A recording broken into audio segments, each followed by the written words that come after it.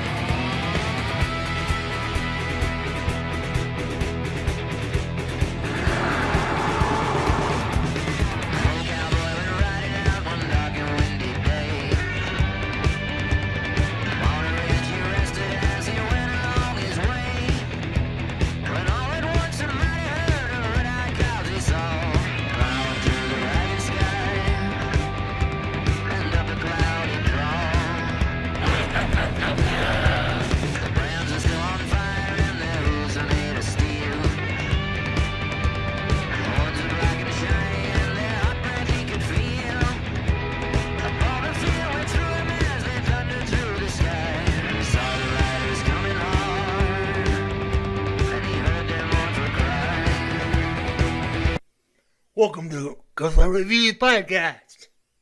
So we're learning more and trying to make sense of the violent chaos and anarchy that unfolded in the nation's capital yesterday. President Trump released a statement overnight saying that he totally disagrees with the outcome of the election. But then he added that there will be an orderly transition of power on January 20th. Ben Tracy is following the latest from the White House. Ben, there's talk now about possibly removing the president from power. How likely is that at this point? Is this just sort of strictly speculative? Well, Anne-Marie, CBS News has learned that members of the cabinet have discussed the issue of the 25th Amendment, but have not formally presented anything to Vice President Mike Pence about removing President Trump from office. Yesterday, as all this chaos in the Capitol was happening, the president was watching this. Cheryl, tonight men and women with combat gear are guarding the Hill after clearing out an angry pro-Trump mob that invaded the U.S. Capitol. The last time the Capitol was invaded, it was British soldiers during the War of 1812, and they set it on fire. The People's House, as it's known, tonight looks more like the police house, perimeters of heavily armed officers and armored vehicles.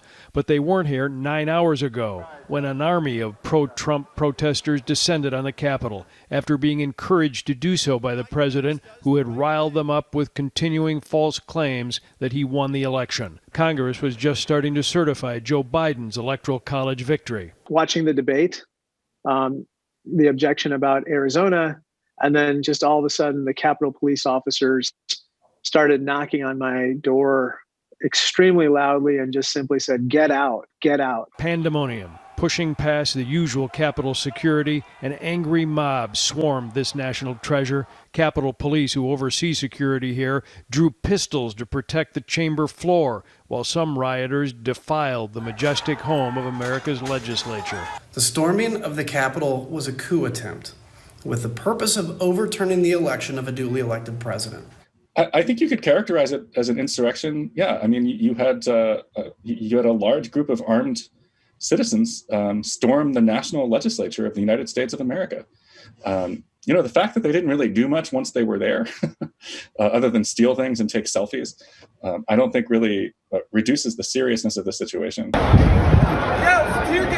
As reinforcements slowly arrived, authorities managed to retake the building. But tonight, the question for U.S. law enforcement officials is, how could this have happened? I don't have an immediate answer. This is all going to get analyzed. Deputy Homeland Security Director Ken Cuccinelli says Capitol Police had been planning for days. I've seen some video taken by people who were present, of what amounted to destroying one of the doors on an entrance to the Capitol that had no Capitol Police at it, which is quite surprising under the circumstances. It was not a good day for America.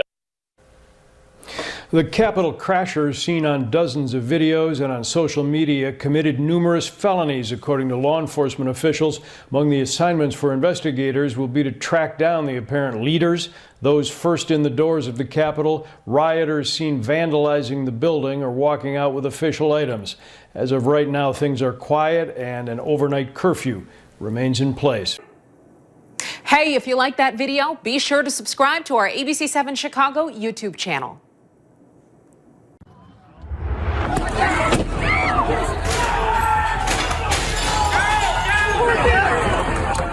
In insurrection, and chaos at the U.S. Capitol. An attempted overthrow of democracy like we've never seen in American history.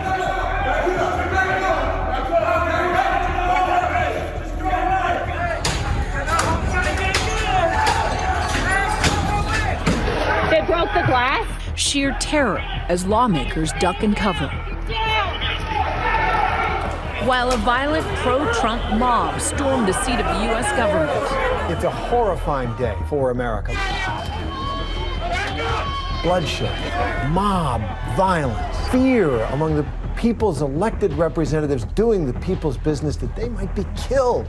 Tear gas wafting through the chamber of the House of Representatives. It could not have been a greater contrast and a greater tragedy for that Constitution. Shots fired inside the House chamber. I don't know about the fire. Doors and windows bashed in. Truly no words to describe the scene happening behind me here as Trump supporters have taken over the West Lawn here. All this happening as the U.S. Congress is supposed to be certifying President-elect Joe Biden's victory. Threatening the safety of duly elected officials, it's not protest, it's insurrection. When the day dawned in D.C., the nation expected a very different kind of drama to play out. Today was supposed to be one of those days in the democratic process that we don't even notice. This is the verdict of our people. And then the Congress. The votes for President of the United States are as follows. Joseph R. Biden, Jr.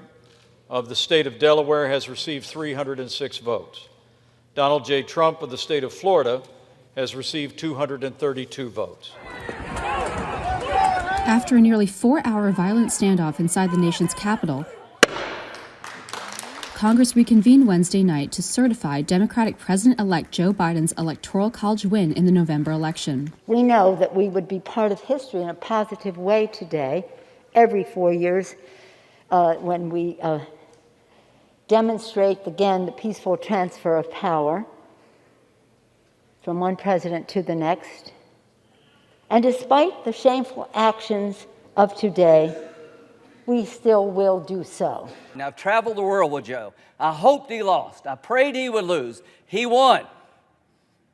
He's the legitimate president of the United States.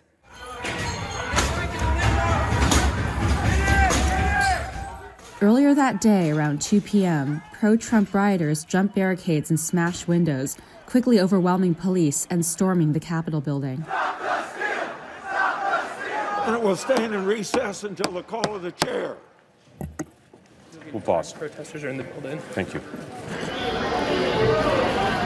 Lawmakers were interrupted, evacuated, and ordered to lock themselves in their offices as hundreds of rioters entered the building.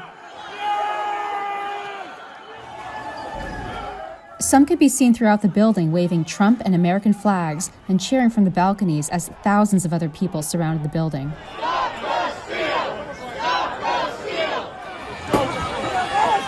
One woman was shot by Capitol Police, and 3 others died in the unrest. About an hour before the violence broke out, President Trump spoke to supporters at a rally. We're going to walk down Pennsylvania Avenue. I love Pennsylvania Avenue.